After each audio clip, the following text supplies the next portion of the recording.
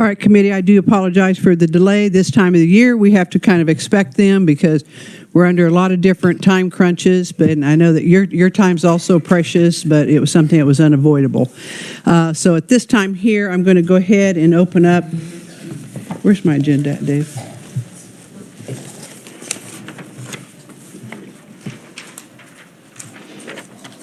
I'm going to open up the hearing on House Bill 2313, creating the Born Alive Infants Protection Act to provide legal protection for infants who are born alive, regardless of the intent of the delivery.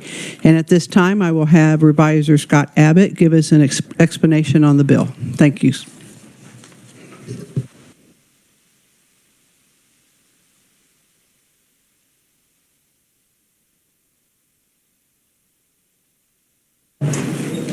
Thank you, Madam Chair. Good afternoon, committee members. House Bill 2313 comes to you from a number of individually co-sponsors for the bill. The bill would enact the Born Alive Infants Protection Act to provide certain legal protections and legal requirements for infants who are born alive. The bill would provide that whenever the terms child, human being, or person are used in the statutes that govern the crimes of homicide and battery, that those terms also include each member of the species Homo sapiens who is born alive. The bill would require that in the event of an abortion or an attempted abortion that results in a child being born alive, any healthcare provider who is present must exercise the same degree of care to preserve the life and health of the child as they would render to any other child born alive at the same gestational age, and ensure that the child is immediately transported to a hospital. The bill would require that any healthcare provider who has knowledge of a failure to do so immediately report that failure to law enforcement. The bill would provide that any person who knowingly or recklessly violates the provisions of the bill and those requirements would be guilty of a severity level 10 non-person felony, and any person who intentionally performs or attempts to perform an overt act that kills a child who is born alive during an abortion or attempted abortion would be guilty of a severity level 1 person felony. The bill would provide a civil cause of action for the violation of those requirements by a woman upon whom an abortion or attempted abortion is performed, the father of the child born alive, and for a woman who is less than 18 years of age, the parent or custodial guardian of that woman. The bill would bar any such action by a person if the pregnancy at issue resulted from the person's criminal conduct, and would provide a process with requirements to maintain the anonymity of the woman in those court proceedings and the records resulting from those court proceedings.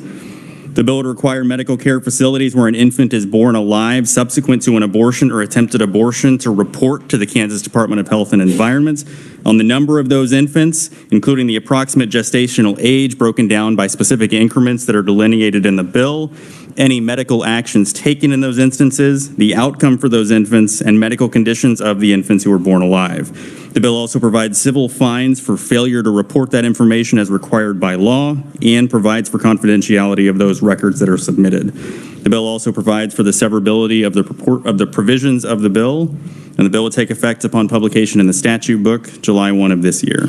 Madam Chair, I'd be happy to stand for any questions. Thank you, Scott. Questions? Representative Vaughn. Thank you, Madam Chair. Thank you, Scott. I have questions about Section 10.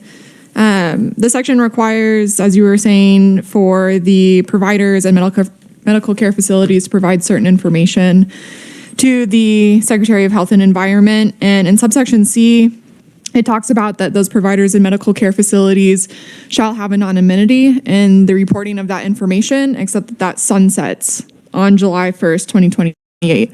So I just wanted to make sure that I'm understanding that correctly, that anonymity of those providers in medical care facilities and providing this information will be sunset in 2028.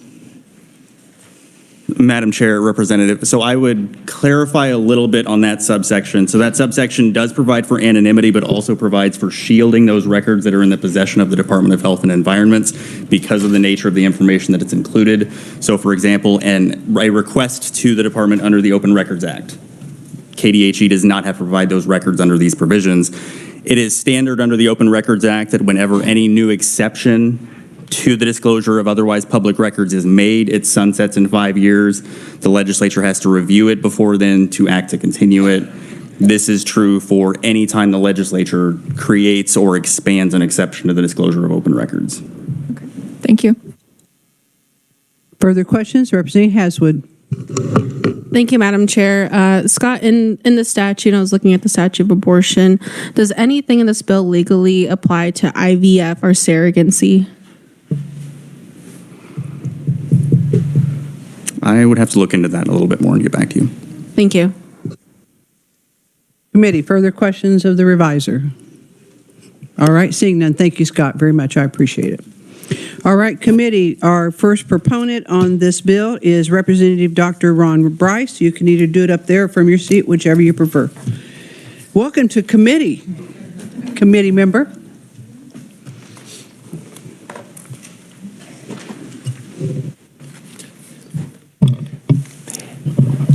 Thank you, Madam Chair and committee. I am Ron Bryce. I'm the District 11 representative. I'm here as a proponent of House Bill 2313, which would create the Born Alive Infants Protection Act to provide legal protection for infants who are born alive regardless of the intent of delivery.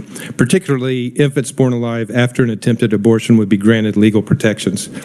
Although it is not widely known, many infants have been born alive after abortion, and I have a personal story to tell to illustrate that. Several years ago, as a medical resident on duty at an NICU in a county hospital, I was summoned to an operating room for a code blue. Most of the time, a code blue is initiated when someone has a heart attack, cardiac arrest, some life-threatening condition.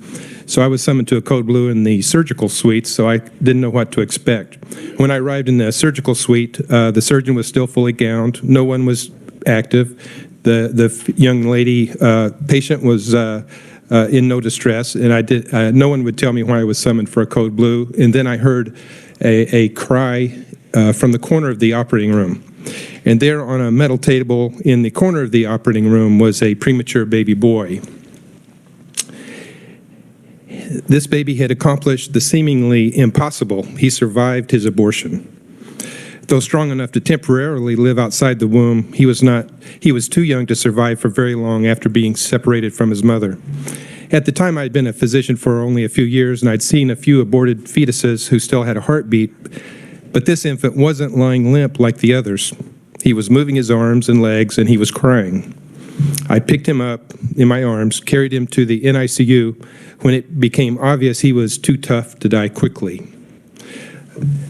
The attendants there placed him under a heating lamp for warmth in his NICU baby bed. As I stared down on his frail body, I had the impression that the entire universe was revolving around this one human being at that point in my life. I wrote routine admission orders for NICU, but this was clearly not a routine admission. Over several hours, as his breathing became more labored, he grimaced several times, evidence of a struggle with something he had no ability to comprehend. While I could see him, he could not see me. He would never know me, but I would always remember him. And I, at that point, thought at some point his short life might be worth something, and I hope today that perhaps it's serving a purpose. Eventually, though he was no longer breathing, his heartbeat continued. It's not unusual for a baby's heartbeat to continue after they're all in all other ways dead and not breathing because of just the nature of the heart. Because of irreversible brain damage he had sustained due to lack of oxygen, I pronounced him dead. As this case clearly illustrates, abortion takes the life of a child. But what if the baby is too tough to die quickly? What are the options for the abortion provider? There are three. Number one, treat the baby as you would any other living baby of gestational age. Doesn't mean you have to do heroic measures for a baby that has no chance of survival, but we need to treat them as a human being. Number two, as in this case that I was, the abortion provider set the baby aside to die, but the baby would not die quickly, so the nurses finally called the code blue. That's why I was summoned to the operating room.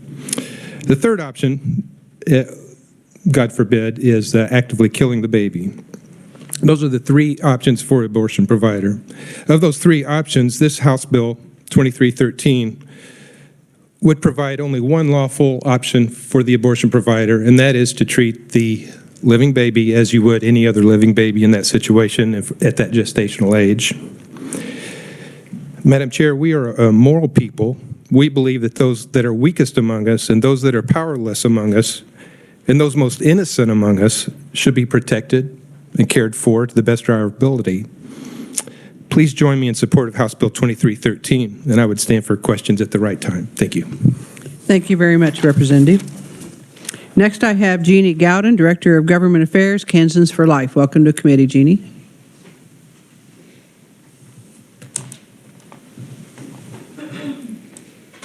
Thank you, Madam Chair, members of the committee. I'm Jean Gowden, Director of Government Relations with Kansans for Life, and I appreciate the opportunity to testify in support of House Bill 2313. KFL and our statewide membership support more protections for these infants who are born alive during an abortion. These children should not be discriminated against simply because of the circumstances of their birth. And as a matter of fact, over 30 states have laws addressing infants born alive during abortions. Many, however, like Kansas, lack the strong protections for abortion survivors that's found in House Bill 2313. So the bill clearly spells out the obligations of healthcare providers who are present at the time the child is born alive during the abortion. Many abortion clinics are not equipped to handle complications suffered by women who are undergoing abortions, and these women are transported to hospitals for treatment. A child who survives an abortion deserves no less than to be transferred to a hospital where any further evaluation can take place. So the bill also includes penalties for violations, including those overt acts that are intended to kill the child who's born alive, and creates civil cause of action. Sadly, there are many cases across the country of infants born alive and left to die or intentionally killed. And as a matter of fact, abortion survivor Melissa Oden was born alive and left to die until a nurse refused to let her be set aside and got her the care she deserved. In addition, I encourage you to read Melissa's testimony. She did submit that as the founder of a Abortion Survivors Network. And their research indicates that 0.21% of abortions end in a live birth, which is approximately 2 infants surviving per 1,000 abortions. So, of course, House Bill 2313 improves our reporting requirements to the KDHE in order to include information on the abortion survivors, such as gestational age, medical actions taken, and the outcome. So surely we can all agree that a child who survives an abortion deserves the same health care as any other child born alive at the same gestational age. And I thank you, and I ask you to pass the bill favorably out of committee, and I will stand for questions at the appropriate time. All right, thank you very much, Jeannie. Thank you. Next, we have Lucretia Knoll, Policy Specialist, Kansas Catholic Conference. No? No, it was written. Written only? All right, that's fine. Sarah, now I'm going to mess this up. Zagorski, is that correct? And you're virtual with us? Is she on there? Okay. Sarah, can you hear us?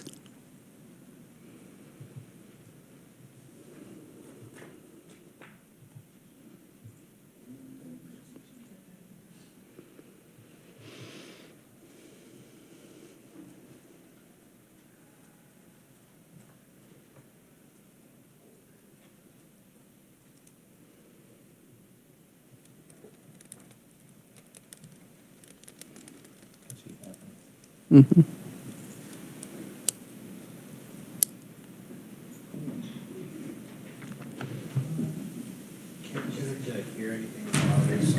Okay, so how about we have you keep working on that and we'll go to our next conferee, all right? Next I have Dr. Kelly Byrd. Welcome to committee, Doctor. Good afternoon. Thank you, Madam Chairwoman. My name is Dr. Kelly Byrd. I am so grateful for the opportunity to speak with you all today in support of House Bill 2313. I was born and raised in Wichita, and I currently live in Leawood. I am a board-certified pediatrician, and I practice in the emergency department in Kansas City. I have experience taking care of infants, including those born healthy and full term, and in infants born prematurely, as well as those infants who are born with complex medical conditions that are not compatible with a long life outside this womb, or outside the womb, excuse me. I have training in treating critically ill newborns and firsthand experience caring for these infants. A common factor for all these infants that I've had the privilege of caring for is that they are, in fact, alive and therefore warrant compassionate and complete care.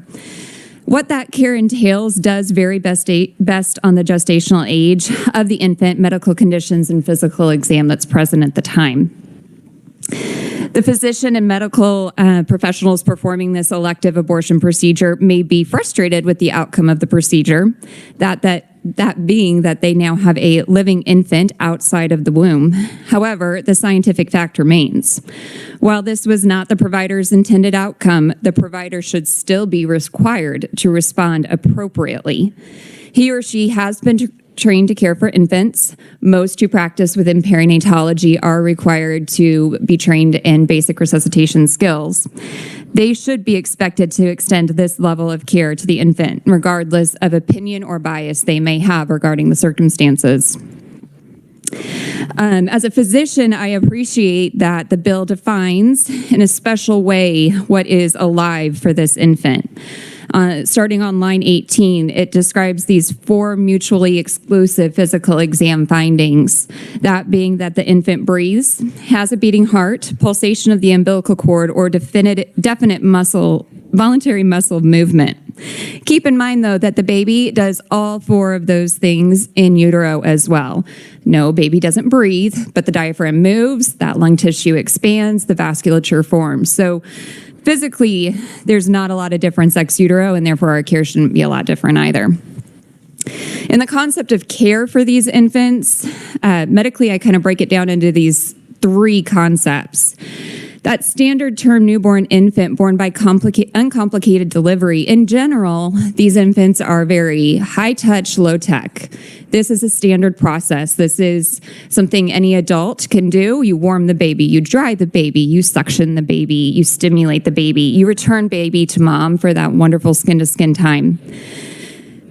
These don't require a lot of medical equipment. This is not an expensive process.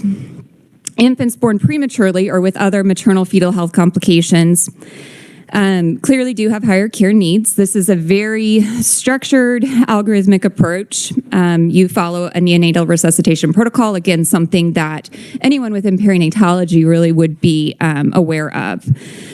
The vast majority of medical providers, again, know about these steps. Life-saving measures can include supplemental oxygen, assisting with respirations, use of an incubator or warming device, and giving IV fluids and/or medications. There's this golden hour that exists after that baby is born, especially a premature baby. You have time, you can act, and that's what we're asking these medical professionals or physicians to do. There's a third type of medical care that's, I think, really important to discuss here, and that is palliative or hospice care. Approximately 13% of elective abortions are due to an in utero diagnosis of chromosomal abnormality or fetal anomaly. These babies have unique medical needs, but they are alive. Clinicians are trained to apply appropriate care in the setting of these conditions. This bill provides this same treatment paradigm for infants born alive after an attempted abortion. It does not exclude comfort care measures. You can still provide appropriate palliative care to these infants. The concept of fetal care, I don't think really exists in the medical world. It's not like we prescribe fetal care. There is always an appropriate care that can be given. An adult who has a life-limiting illness or disease, it's not like we throw up our hands and walk out of the room. We're asking for the same for these infants. There's the next piece in this bill that asks for the transfer and appropriate triage of these infants by a next care provider. We're removing the bias, basically. We're saying that the individual who was attempting to kill this infant or terminate the pregnancy a few minutes ago should not then be making the decisions as to what best life-saving measures are given. In conclusion, expecting that the standard of care practiced by most providers be extended to those infants that have survived an attempted abortion procedure is a very clear and educated extension of our Hippocratic Oath. This is standard of care. I am not here to debate life inside the womb, but instead to focus on life outside the womb. Each and every living patient deserves thoughtful expert care, and failure to provide appropriate care based on the presenting patient is a direct violation of our moral and professional obligation. And therefore, I ask the committee to pass the bill favorably.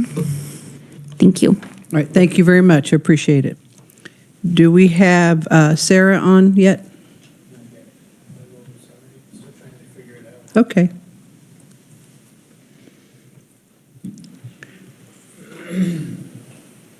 I think while you're working on that, I think we'll go ahead and maybe start taking questions from those that have testified at this point here. And then just flag me when you get her up there available. We do, committee, have written only testimony from Brittany Jones, Director of Policy, Kansas Family Voice. We have written testimony from Melissa Oden, private citizen, and then, of course, you heard earlier written testimony from Lucretia Noel, Policy Specialist, Kansas Catholic Conference. So at this time, I'll go ahead and open it up to questions. Committee, do you have questions? Representative Clifford. Thank you, Madam Chair. I'd like to direct my question to Dr. Byrd. She would reappear. I'm Dr. Byrd. Thank you for being here today. Yeah. I'm a physician as well. Given recent events in Kansas, do you think there's an increased likelihood, since we're going to allow near-term abortions, that we will have more children born in this circumstance? Absolutely. You have to remember that as science advances, so does the viability of these infants and the decreasing in the associated morbidity and mortality of these infants. So our outcomes as far as being able to provide life-saving care will only improve, and just heaven forbid this happens too often. Follow-up. Thank you, Madam Chair. Just curious, I'm aware of anencephalic births and been present at one. What level of care would you exercise with an anencephalic child? So I've had the privilege of meeting several of these babies and working with their families. And I think it's a very important shared decision making with the parent. And if you educate the parent on the beauties of providing comfort and care to them versus forcibly ending their life, these women understand that. And when you offer them the opportunity to hold their baby after a delivery and to nurse their baby after delivery and to take pictures with their baby after delivery, all those things that you can do with a living, breathing baby, and then, yes, allow for natural death, most women will choose that option. We are not in this bill attempting to say that an anencephalic baby needs to be intubated in every situation. That would not be appropriate care. We are saying, though, that physicians aren't God. You should not directly end that life. You can educate the mother on appropriate palliative and hospice care opportunities. Again, palliative care and fetal care are different things, and absolutely palliative and hospice care would be appropriate in an anencephalic baby. Follow-up. Thank you, Madam Chair. I'll just show my bias that I hold abortionists in very low regard. However, is it your opinion that this gives them an out, that they will not be in this position of snuffing out a life, that there will be guidance so they don't have to make that decision? I mean, it provides a level of accountability in these situations, but that's not an accountability that's unheard of in the medical setting. We have outpatient surgical centers and outpatient birthing centers that still have to report their complication rates. They have to report when there's surgical infections, et cetera. And that's for the safety and knowledge of the general public. So asking these providers to be accountable for complications of their procedures, being that they did not have the end result that they were hoping for, I don't see how legally that's that much different than the expectation we have for some of these other facilities. In medicine, especially right now, it seems we discuss bias a lot, and are we practicing without bias? I don't see how an abortionist who's 30 seconds ago, his goal was to end this life, can now appropriately provide life-supporting measures. I feel like that would be a very difficult thing for that individual. I hope and pray that he or she could manage to do that. But yeah, that's part of the reason a lot of these infants need transferred. Thank you very much. Thank you, Madam Chair. Representative Reese. Thank you for your testimony, Yes. Doctor. I've got a couple of questions. Okay. Also, what are some of the reasons why a person might seek an abortion? Having fortunately never been in that position, I can't say why they would. I understand that the vast majority is personal choice based on relationships at the time, that they don't feel they can support an infant. The infant has medical conditions that they don't feel like they can financially or emotionally support. There's a long list. And so taking into fact that maybe a couple are seeking an abortion because through consultation with their obstetrician and, there could be some medical conditions that they've already know is going to happen. Right. If they seek the abortion and the abortion is performed and the baby is born alive the way it's described in the bill, should that couple be allowed to hold that baby until it dies? Absolutely, and this bill does not prohibit that. In the bill, it does say that that baby should be transported immediately. Correct, but it does not specify at which point it needs to be transferred. I would hope not, because I would hope that if that baby is going to die, that it would die in the arms of its parents. Right, but if And the before woman it's aborted put the baby, into she wouldn't be able to do that anyway. Ambulance or something like that, so the baby's not dying alone that way. Well, the baby was going to die regardless of her intended procedure at that point. That's not totally true. You already said that you don't even really fully understand what that situation might be. Thank you. But I understand the presentation of a living infant. Further questions? Representative Orpeza. Hi, thank you for coming. Thank you, Madam Chair. I had some questions in regards to the actual bill, and you had talked about viability. Mm-hmm. What weeks of gestation are we talking? So a neonatologist will classically give the parent a choice of supporting the infant at 22 to 23 weeks. At 24 weeks, it is standard of care to attend the delivery. So 22 weeks. 22 weeks. Though infants have lived at younger. Okay. And in the and then so in section 8, which is page 3, it gives a list from less than 9 weeks, 9 weeks to 10 weeks, 11 to 12 weeks. It talks about reporting. Mm-hmm. Is that not already done in Kansas by KDHE? I'd have to defer to some of the writers of the bill, but my understanding in listing it out by those gestational ages is just setting a better understanding of what care was provided at those various ages to kind of categorize and group them better. Are they receiving the same standard? For example, and I don't recall what the week, I believe there's a 21 to 24 week range. Am I correct? Correct. You're looking at it. Okay. And then, but you were talking about viability, but Correct. it lists everything kind of before viability. But there are still supportive care measures. I've cared for infants born at 20, 21 weeks where we still come to the room, we still dry, we still warm, we still stimulate.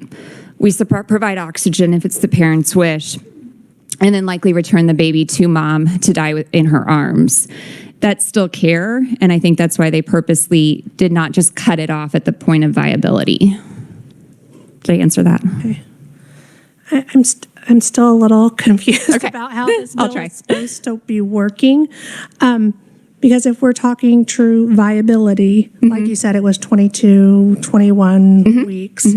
And then the reporting of that, I believe KDHE already does that. And I don't know who else we can ask, if there's anybody else here. I defer to someone else as regards to what KDHE is, what you are required to report to KDHE. Representative, Just to be what's your clear. concern on the gestational They just called section? it a new. They call it a new section on page 3. My concern is that we're listing out gestational weeks that are not viable. What is a healthcare provider supposed to do in those instances? Well, and I think we list out gestational ages that are not viable because there's still care that can be given to those infants, even though they are not, quote, viable. They are still alive. So And it's to leave movement for if gestate or viability were to improve at younger gestational ages.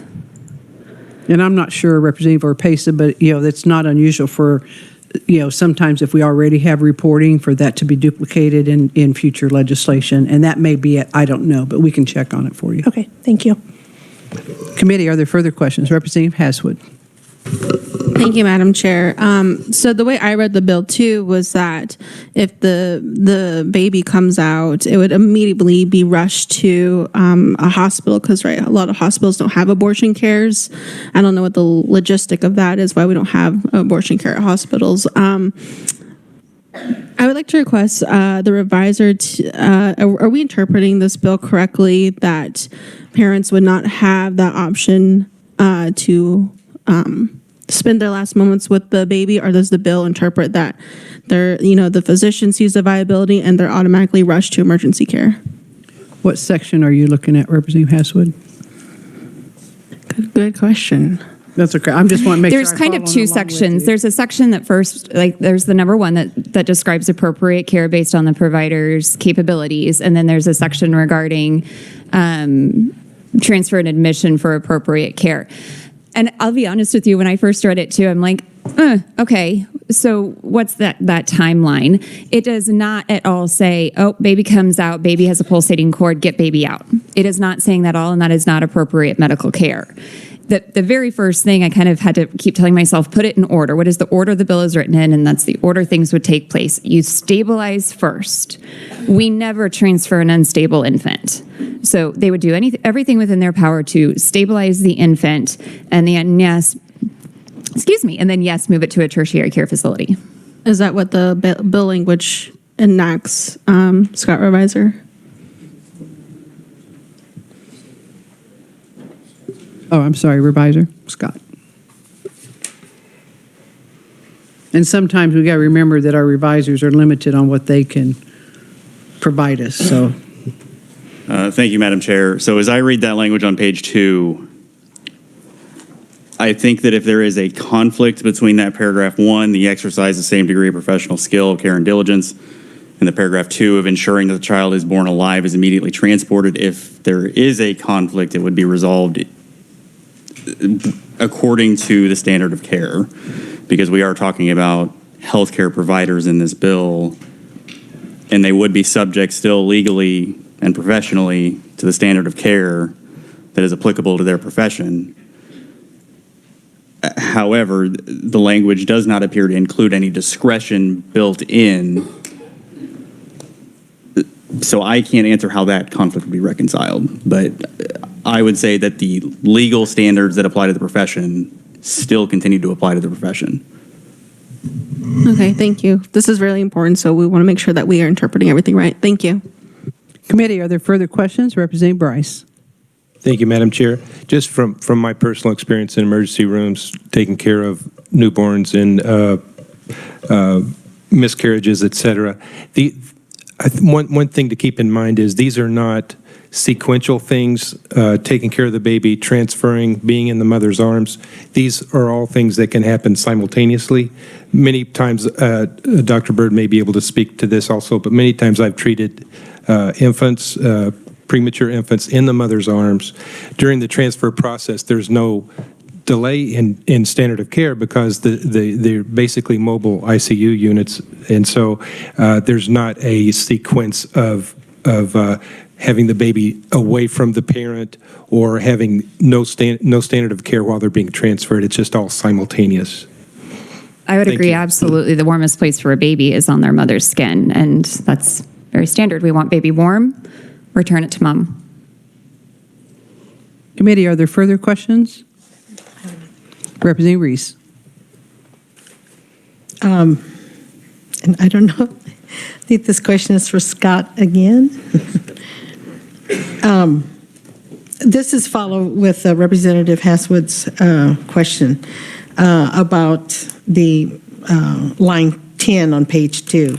The next one is, the reason it's so important to understand that is because the next line on 12 says, that a failure to comply with the requirements of subsection subsection H shall immediately report such failure to an appropriate law enforcement agency. So there are some ramifications for that, and it's important to know how that line number 2, line 10 is going to be performed. And I, with the doctor, talking about the sequence, that makes sense. There's nothing in there about allowing every woman that goes to get an abortion isn't because there are varied reasons. And the mother, the parents, the couple should be allowed to have to hold that child as that child dies. And I'm concerned that this is not going to allow that. Thank you, Madam Chair.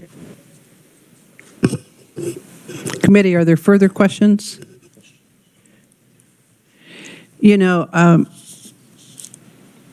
There's a lot of complexities that deal with this, and many years ago, Dr. George Tiller, who was an abortionist in Wichita, and did third trimester abortions, and he invited legislators to visit his clinic and take on a profile of a third trimester patient of his.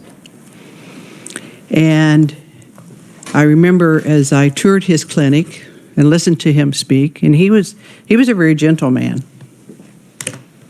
very charismatic. And when we got towards the end of our tour, and he took us into a room, and in there laid a baby, not a real baby, but laid a baby in a little basket in clothing and a blanket. And he says, when the mothers have the third trimester babies, we give them the opportunity to bond. And I looked at him and I said, so they're bonding with their dead baby, is that correct? Yes. And the profile that I had was a baby that would not have lived for very long, maybe hours, maybe days, maybe minutes. And I said, well, then why not let that baby just be born alive and let the mother bond, even if it's a few minutes, with their live baby? And at the time, he said, well, because the baby would be rushed away and given extraneous medical attention, and the mom would never see that baby. Well, I didn't know any better. I'm not a physician. So my next step after that tour was to visit the NICU at one of our hospitals. When at that time I found out that that's not the case, because many times they know that a baby is going to be born and it will not stay alive. It will not continue to live. So it's like, okay, so what happens on that? Is that what you guys do? You're taking them away? And they said, no, we have varying cases. We will have cases where mom leaves or mom says, I don't want to be around the baby. They all have different levels of, mental state and what they can handle at the time. So they work with the mom's wishes. And many of them do spend that time.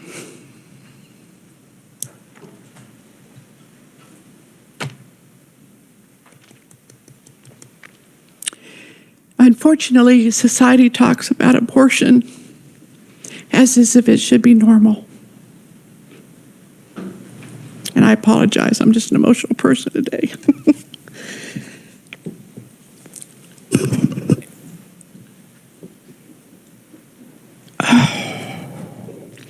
And it shouldn't be normal. It shouldn't just be accepted as a fact of life. Because I know the pain of having an abortion, and it hurts. Even years later, it hurts. And I wish I'd have known then what I know today. Because adoption would have been a beautiful choice for that child. So I want us to take and remember, this isn't about a debate today on being whether you are pro-life or you're pro-choice.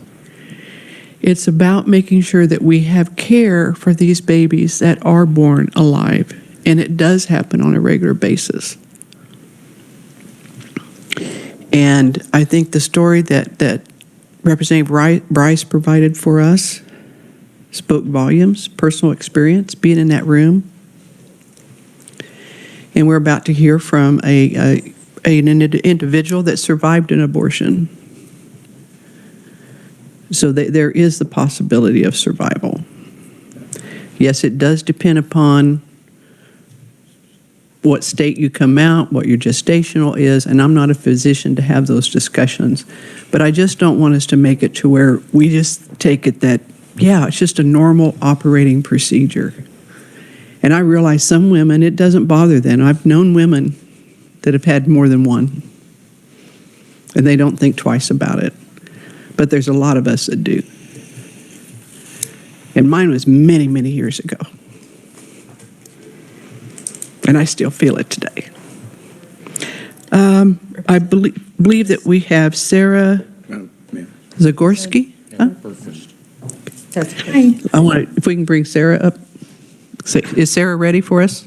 All right, let's do that, and we'll come back to questions, Representative. Okay. Good afternoon, members of the committee, Chairwoman. Can you all hear me okay? Yes, we do. Just want to make sure. Thank you very much for being here with us. Awesome. Just want to make sure my sound was okay. I'm so honored and humbled to be here with you today. My name is Sarah Zagorski, and I am an abortion survivor. I tell my story across the country to bring awareness to people like me, babies like me. I want to start with the beginning of my story. Back in 1990, my mother found herself pregnant for the 7th time.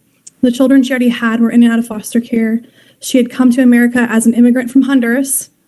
And her pregnancy was a result of an affair. So all the reasons a woman would choose abortion were laying right in front of her at that time. And her friend had referred her to a cheap physician in New Orleans. His name was Dr. Akpalabi. He was known for helping minority women, specifically poor women, with their unplanned pregnancies.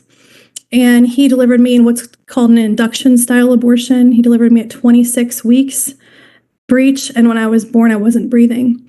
He then advised my vulnerable mother, who was a very broken person who had had a lot of family pain, also had abortions in her history. He then advised her to let me die on the table. He said that I'd be a mental vegetable, incapable of having a normal life. Thankfully, at that time, she resisted him and told him, I'm going to sue you if you don't get my daughter medical care. And amazingly, also at that time, he was already under medical review in Louisiana for performing a botched abortion procedure in 1989. And that lawsuit threat from her was persuasive enough for him to get me care. I was then transferred to Children's Hospital in New Orleans, where I did survive and recover. The main thing I want to say about this legislation is it's very common sense legislation. We're talking about leaving a baby to die, as that physician in my case was going to do. That's infanticide. This legislation transcends the abortion conversation and has to do with basic morality of you have a live baby in front of you and who's going to care for that baby. It should not have been up to my mother, who is a vulnerable person who experienced abortion coercion. And that's something very interesting in studies about abortion, that over 60% of women who choose abortion choose it because they're coerced into that abortion decision. It should not have been on her to fight for my life. It should have been his immediate response. And in Louisiana, we didn't have our born alive protections until 2002. So unfortunately, I was 12 years prior. So I really encourage you to support this legislation and please pass this legislation. Again, this legislation transcends the abortion conversation. Thank you very much, Sarah. We appreciate it. I don't know if we've got questions for you, but are you willing to take questions? Sure. All right. Committee, are there questions for Sarah? All right. Seeing none, Sarah, thank you very much. We do appreciate you being with us here today. All right. Committee, are there other questions? I believe Representative Berquist. Yeah. I kind of have a testimony, but I didn't sign up to testify. My mother was 40 years older than me. I'm just going to keep a straight face here.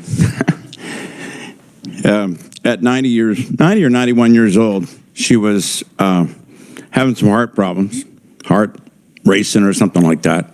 Took her to the hospital. They did all the normal tests they would do to someone trying to find out what was wrong with them, and had to kind of get her to calm down to get examined, and the words that I never would have thought I'd hear, never would have thought I'd hear from my mother was, she hollered out. She said, "Please don't take my baby. Please don't take my baby." She said it 3 or 4 times. And I told her, I said, "Mama," I said, "I'll go check on the baby." And I went and left the moment and the spot and time. And I came back, I said, "Your baby's fine. Your baby's going to be fine." Because my mother was 90-some years old. But she had a memory that came flashing back from somewhere. And that's tender on my heart. And thank you very much. Committee, further questions, comments? All right, seeing none, I want to thank everyone for being here today. And I know that on the issue of abortion, we have people on both sides of that issue, but I pray on a regular basis that we will both understand each other's sides and always make sure that we are listening and that we understand how human the story is. So with that committee, I think we'll close the, what?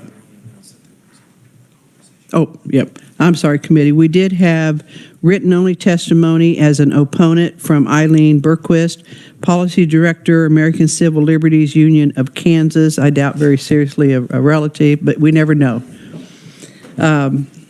So I think that that'll close the hearing on House Bill 2313.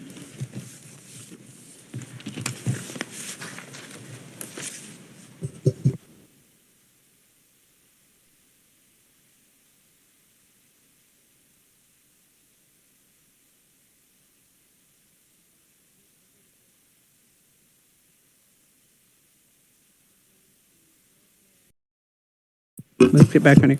We're going to go ahead and work the bill that we heard yesterday, which is House Bill 2429. Representative Epley. Thank you, Madam Chair. I would like to move that the committee pass out House Bill 2429 favorably for passage. Is there a second? Seconded by Representative Ellis. Discussions, questions, comments? All right, committee, I do have, are we good? We're not, okay, we're not done. Yeah. I do have an amendment. Supervisor Abbott, do you have that, please?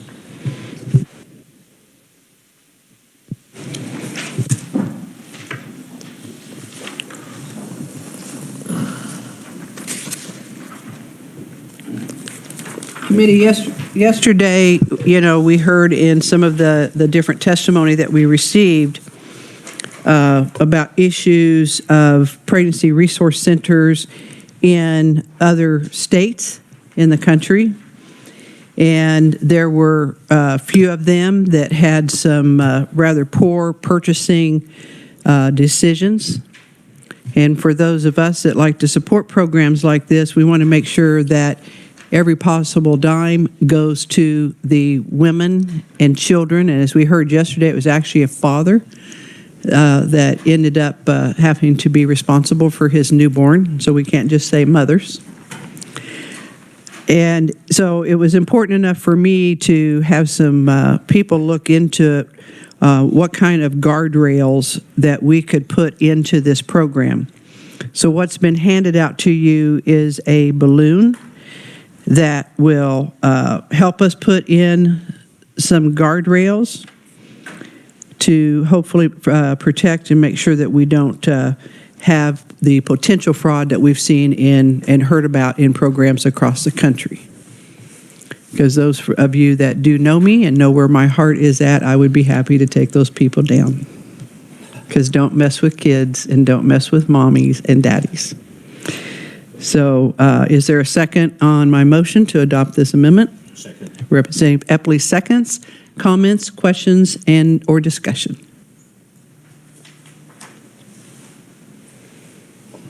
Representative Vaughn. Thank you, Madam Chair. This was something I noticed in the bill. just generally that there seems to be a lack of oversight and accountability for whatever nonprofit is going to receive this information. And in regards to the amendment, it looks like this information will be reported to the legislature so the legislature can make those types of decisions.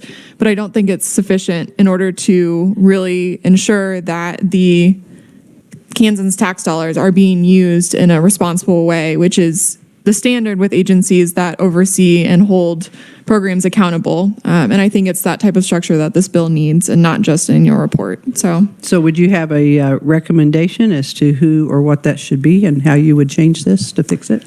I mean, if the Department of Children and Families is the agency that's responsible for contracting with the state treasurer's office to choose the nonprofit and then is required to provide matching funds for the program, I think DCF would be the right organization to provide that program oversight.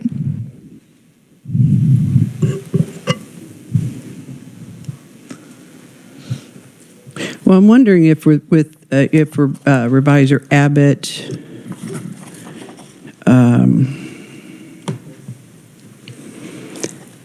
if we couldn't come in and tighten that up with the state treasurer to have some monitoring capabilities rather than just the legislature. That's a good point, Representative Bond.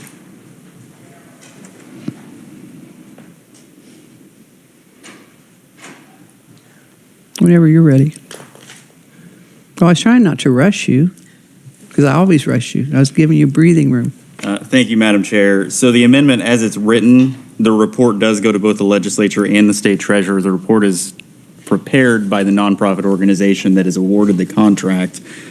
If it is the will of the committee to have some type of enforcement mechanism or penalty or something along those lines, I would just need some direction about what you want that penalty or enforcement mechanism to be on top of the reporting requirement.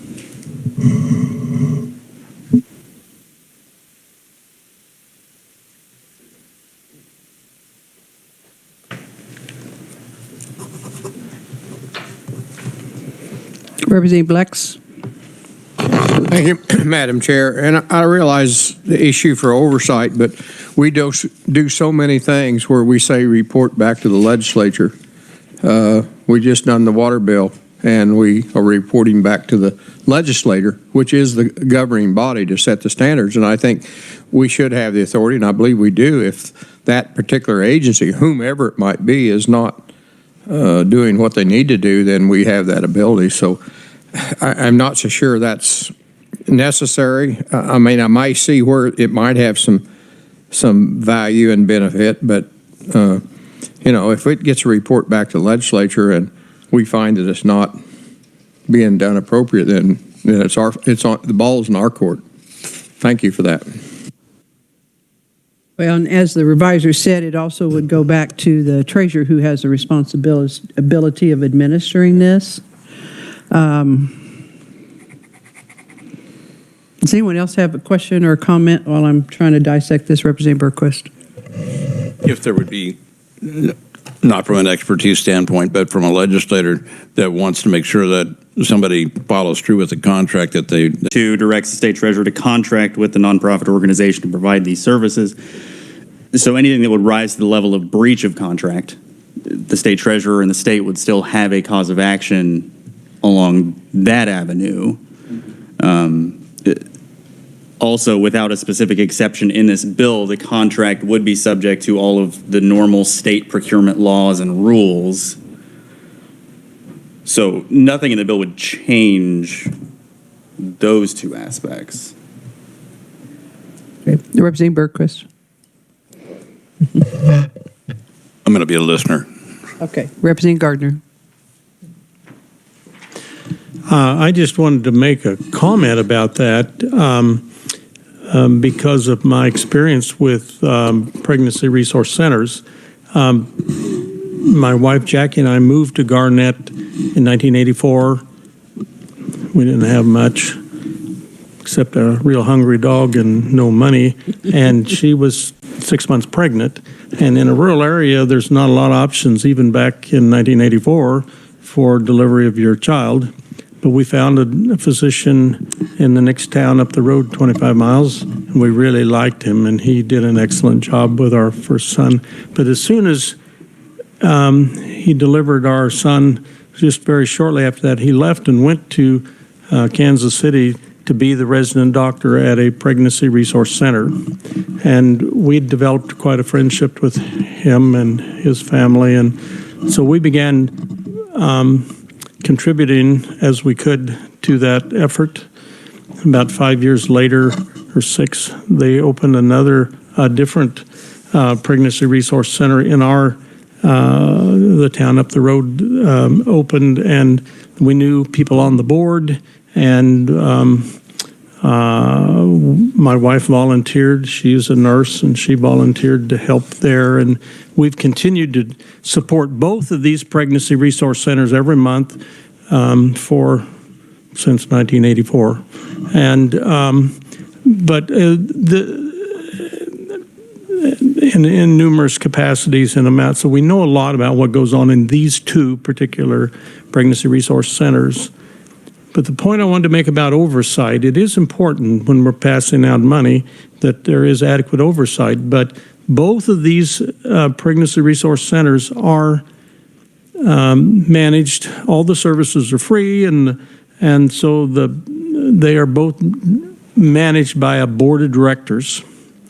And that board is responsible for the budget and disbursement of money and the operation of the Pregnancy Resource Center. So I think there's another layer of oversight here that we're not mentioning today, that these boards of directors are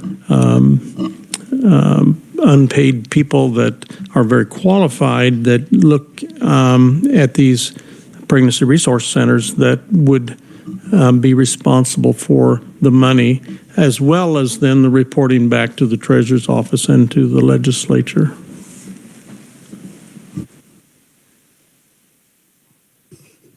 Representative Clifford. Thank you, Madam Chair. Just taking from the representative's discussion there is oversight, but KDHE is already administering the Stan Clark Pregnancy Maintenance Program, and since there's obviously someone there who has oversight of the Stan Clark program and an interest and an understanding of this, I think just adding KDHE to the recipients of the report, along with the Legislature and the State Treasurer, would be adequate. So I wouldn't recommend any penalties. We have contractual provisions.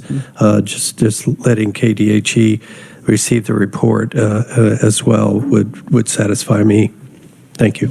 Well, we could let them look at the report. I've got some reservations on whether or not the Stan Clark Pregnancy Initiative Program is actually being administered the way it's supposed to, because I still struggle with the idea of why it is that we have any health department that is eligible for that grant when you can't talk or mention abortion at all with that program. So I'm not sure that it's being administered in the way that it's supposed to be, and it's strictly a grant program. But Representative Clifford. And I agree with you, Madam Chair, and I would like the committee to know that the governor did not fund the Stan Clark program this year, but in the Social Service Budget Committee, we added the funding back. Thank you, Madam Chair. All right, thank you. It hasn't been one of her favorite programs. Revisor Abbott, do we have a possible recommendation?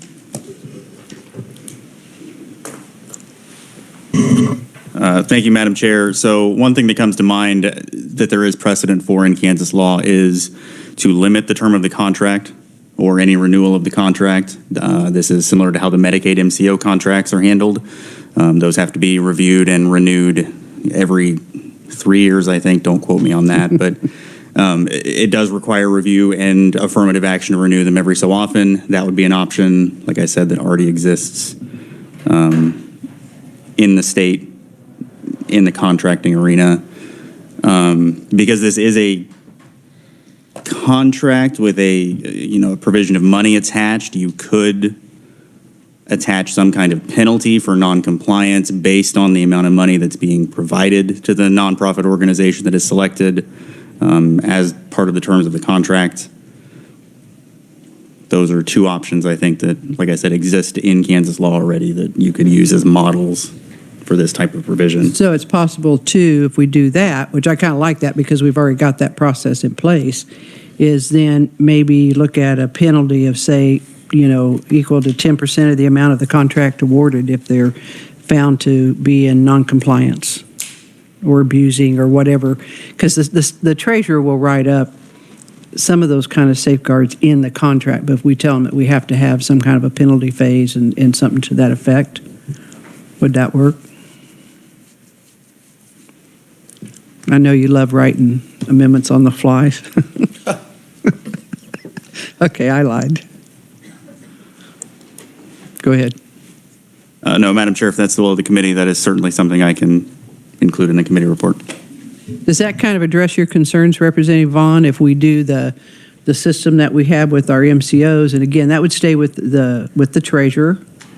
And then we'll, I think looking at a 10% penalty if it's discovered that they have, not fulfilled their contractual obligations. And there's legalese that's written in that, and I don't want to pretend that I have those legalese, but we could leave that up to the reviser, and we could modify this motion that I just made to include that particular safeguard. Would that work?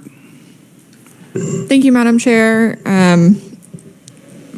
I appreciate the work of the committee. I think that's better. I think my ultimate concern is that the Department of Children and Families, our administrating agency, doesn't have any say in how the program is administered. So it's that level of oversight that I think I'm concerned about, because the treasurer, who doesn't have any knowledge about women's health or family health, is the one who is choosing this nonprofit without any specified criteria. And then whoever that nonprofit that the treasurer chooses is, DCF is still, as outlined in the statute, required to match funds that the legislature appropriates to that organization. So DCF is being required to contract with this agency, but then they don't have any say in how that program is being administered. And despite that, and despite whether or not those outcomes are performance-based, they still have to match those funds. And some of those funds could be coming out of TANF, which are the only federal funds right now that could go to a program like this. So I think we're talking about making substantial investments without any real oversight or accountability because of the way it's set up going through the treasurer's office, even if there is contract renewal. So that would be my comment. I appreciate the work of the committee, but that's my ultimate concern. And I understand that in some ways, and this is no reflection upon Secretary Howard, because I do have a lot of respect for her. I've worked with her for a lot of years, going back to the late 90s. There has been some concern expressed with what's occurred in DCF. If you look at our foster care system, there's some major problems in that. We've got some other programs that may not be running right to the level that they are, because they have a lot of programs. And I think that this is something that, from a contractual perspective, that we're looking for here, and what we have laid out in the bill, that I think the treasurer could, pick it up. But I agreed with you that, we need some kind of a mechanism, and I think using the piece that's similar to our MCOs helps us do that. And we still have a road to go between now and the floor and the Senate, to come in with some other details. And I'm always open to take and listen to other ideas on it. So, thank you. So I guess I would amend at this time my motion to add the language that you've kind of got written out, but you'll finalize, Scott. Would that be fair to say? Madam Chair, just for clarity, this would be the penalty provision as well as the limit on the term of the contract? Yes. Okay. Is that all right with my second, if I amend my amendment? I'm very happy with that. All right, committee, further discussion on the landwear amendment? Just, all right. What? Does everybody understand that you're doing two things? No, we amended the amendment, so it's one amendment. We just added that piece to this amendment. So the language you have before you, and then what reviser, I don't want to make him a representative, he'll feel insulted. He doesn't necessarily want to be one of us. He just works with us. And then the language that Scott's putting together for this piece. Are we good? All right, all those in favor signify by saying aye. Aye. Opposed, no. Ayes appear to have it. Ayes do have it. Motion carries. Back on the bill. Questions, comments, other amendments? Representative Reese, I'm sorry. No, you're fine. You're good. Thank you. Thank you, Madam Chair. I expressed yesterday my concern about how the programs are going to be funded. And I'm concerned that TANF is what's going to be used. And did a little digging around and found out that TANF is a block grant, and Kansas is not required to spend all the funds annually. So as of 2020, Kansas has accumulated $61 million in unspent TANF block grant funds. One of the reasons for that is because we keep raising what the eligibility is going to be. We keep putting in more and more hoops for people to have to jump through to get assistance. The object with that, or the goal with that, is to frustrate people enough that they don't apply. They won't apply because they don't want to have to jump through all those different hoops. We keep adding hoops. We're just adding some more this session. So what happens is we're not spending down that money. And so the money is there. And I'm concerned that that's the goal all along, is to keep accumulating the funding for TANF, knowing that you can shift that money over to these alternative to abortion clinics. That's one of my biggest issues with this. And, you know, we should be trying to continue to assist people when they're asking for temporary assistance. And some of the folks that would be seeking services from the alternative abortion clinics that we're looking at are the very same people who could benefit from TANF, and in fact would benefit from Medicaid expansion. But we can't even talk about that either. The other thing is that there is money out there. We saw all the different funding that the clinics and the programs are able to access, and it's fine. They're nonprofits. You raise the funds in the way, whatever way you can do that.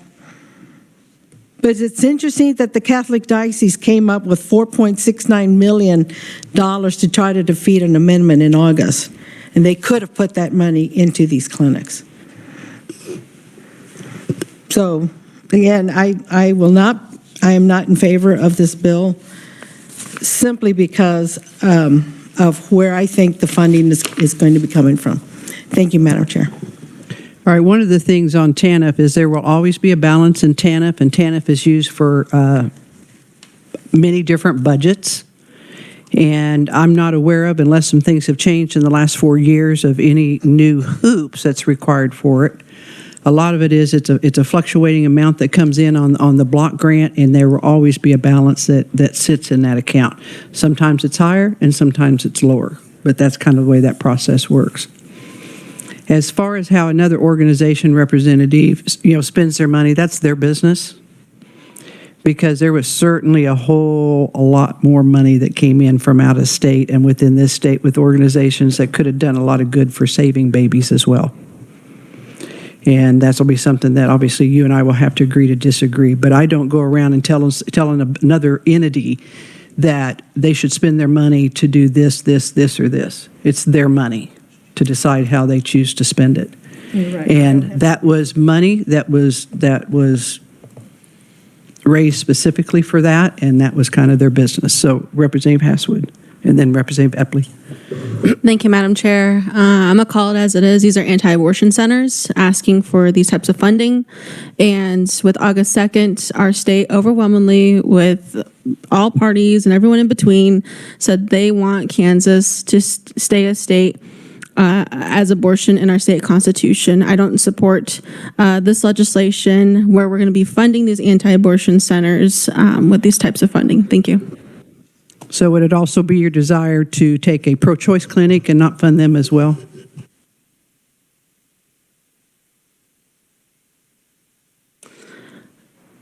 I don't know if I have to answer your question. Answer it. Okay, I close my comments. But that's my point. It's real easy to say those kind of things. And when I look at the purpose for starting Planned Parenthood, it's absolutely disgusting, and it was to eradicate African American babies. And yet we're still funding it with taxpayer dollars on several levels. And we can listen to both sides, and you'll hear those that say, well, if you go to Planned Parenthood, you are coerced into getting an abortion. You are encouraged to get that abortion. You're not given all the other alternatives. And then you have this other side that says, but if you go to a center like this, you're going to be coerced into having that baby, giving it a life, and maybe you aren't ready to take care of that baby, so you decide to give that baby up for adoption. There's strong opinions on both sides of this, irregardless of which clinic that you go to. And I find it sad that there's encouragement to fund and to take care of Planned Parenthood. And there was a lot of discussion during the Value Them Both debate that people like myself do not take care of the babies after they're born. And I can tell you that's wrong, because we do. And we do it with our pocketbooks.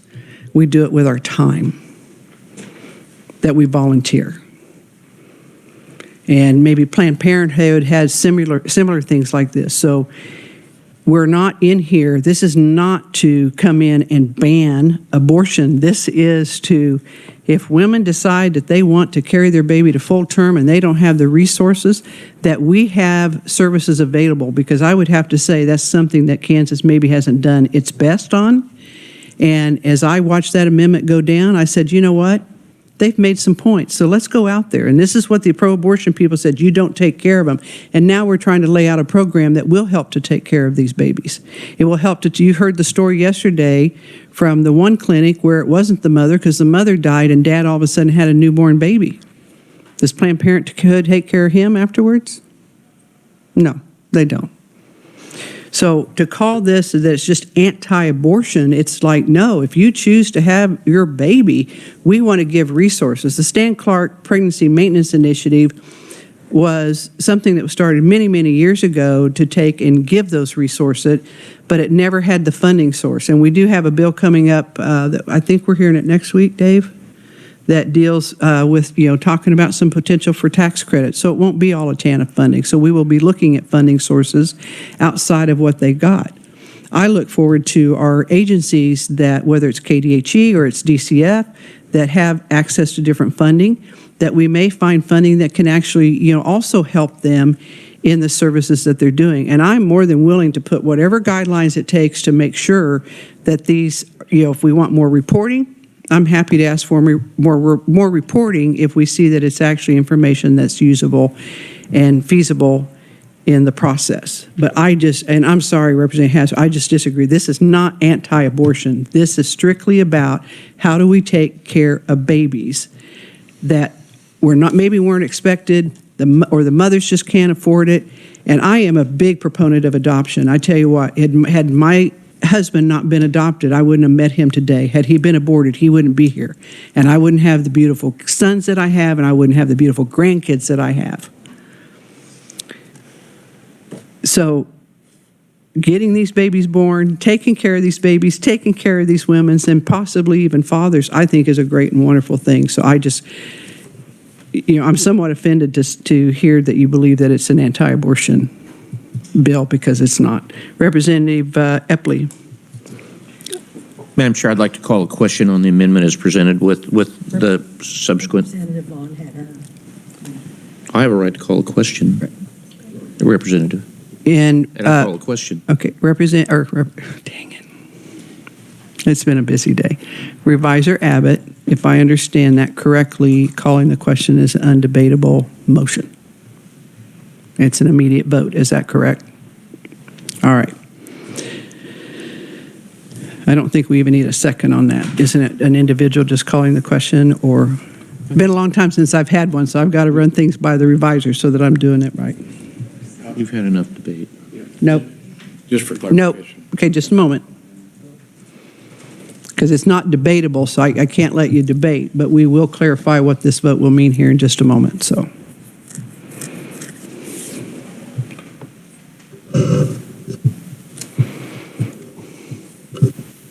The only reason I knew it was non-debatable, we actually had it happen in a committee the other day, but I need my clarifications being I have to make the call on it.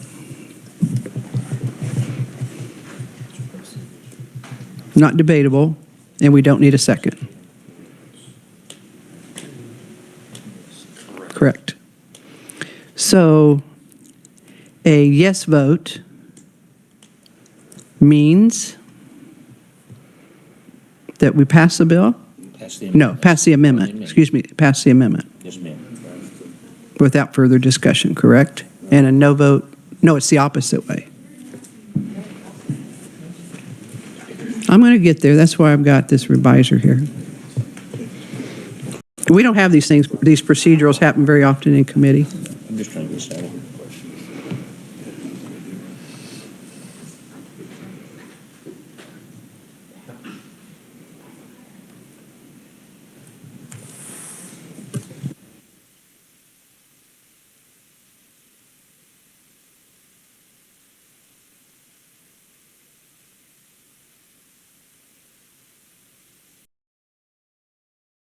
If I understand it correctly, the no vote means we continue the discussion. A yes vote means that we're done on the amendment.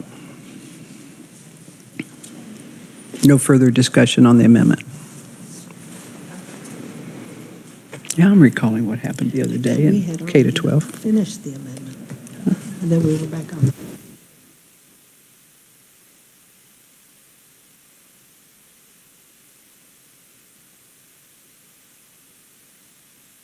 Revisor Abbott. Madam Chair, a motion for the previous question because the current question pending before the committee is the amendment. The committee has not yet voted on the amendment, so the previous question would be on whether to vote on the amendment without further debate. So it is a separate motion. So the motion for the previous question would be to stop debate on the amendment, and if the motion for the previous question passes, then you are on a direct vote on the amendment. And Right then after that, so 2 votes. Correct. All right. Does everybody understand that? We'll take 2 votes. The first vote will be calling the question. An affirmative means that we go right to a vote on the amendment. A no vote means that you want to continue discussion. Does everyone understand? Yeah? Okay. You understand, Representative?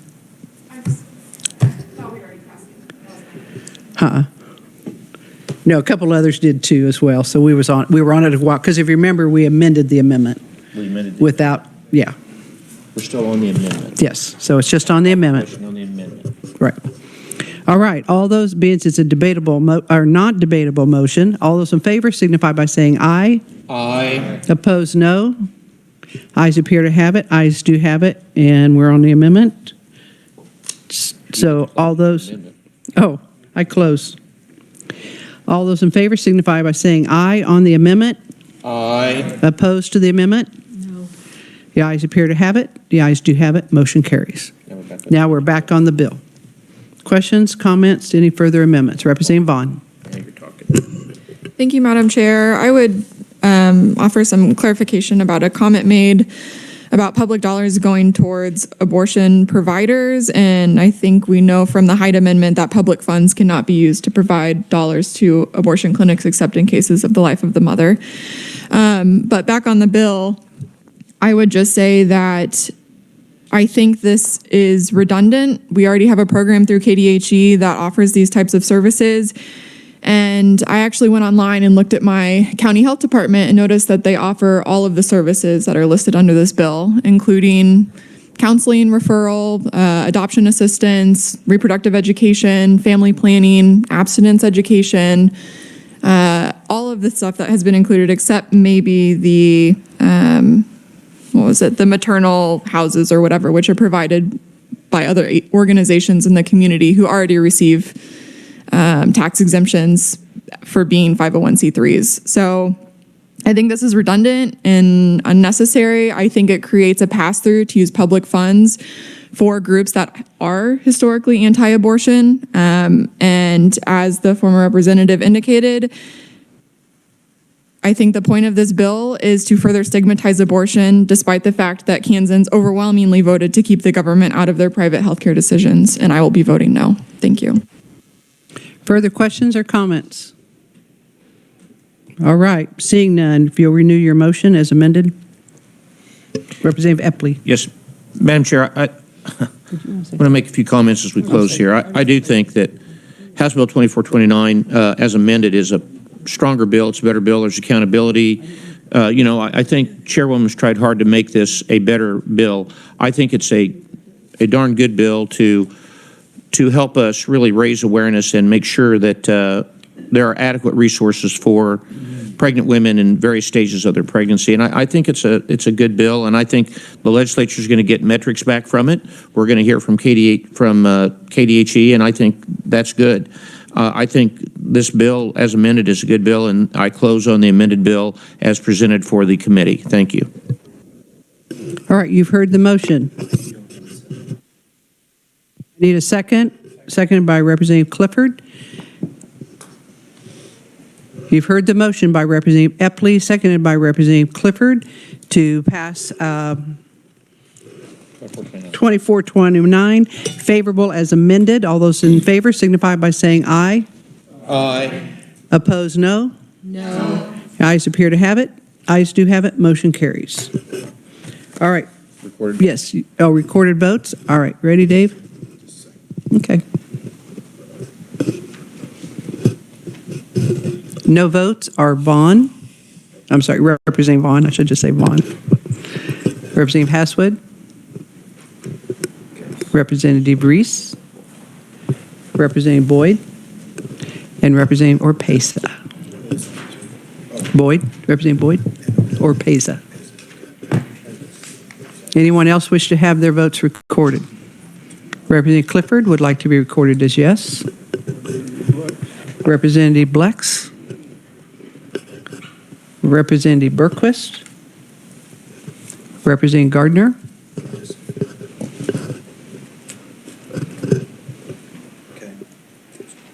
Representative Ellis. Representative Epley. Representative Bryce. Representative Will Carpenter. I didn't want to just say Carpenter. I was like, I gotta get that name out first. Representative Barth. Is there anyone that I overlooked on either side of the votes? All right. Seeing none. All right.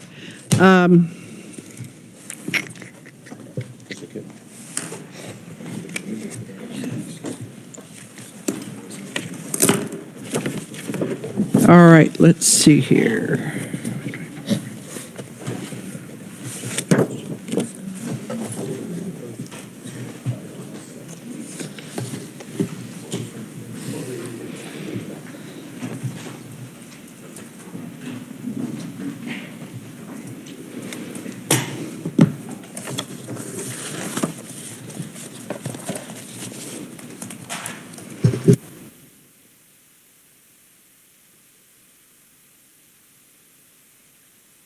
All right, committee, I will ask, is there objection to working House Bill 2313? Without objection, we're going to go ahead then and work House Bill 2313. Although our motion, or Representative Epley, I'm going to get it here yet. Thank you, Madam Chair, for including me.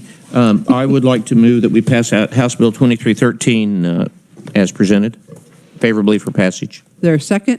Seconded by Representative Blex. Representative Bryce. Sorry, Doug, we're going to give that one to Bryce. Questions, comments? All right, seeing none, Representative Epley, you may close. I close. All right, all those in favor of advancing House Bill 2313 signify by saying aye. Aye. Opposed, no. No. Ayes appear to have it. Ayes do have it. Motion carries. I want to record it, Doug. All right. Ready, Dave? Okay. Representative Barth.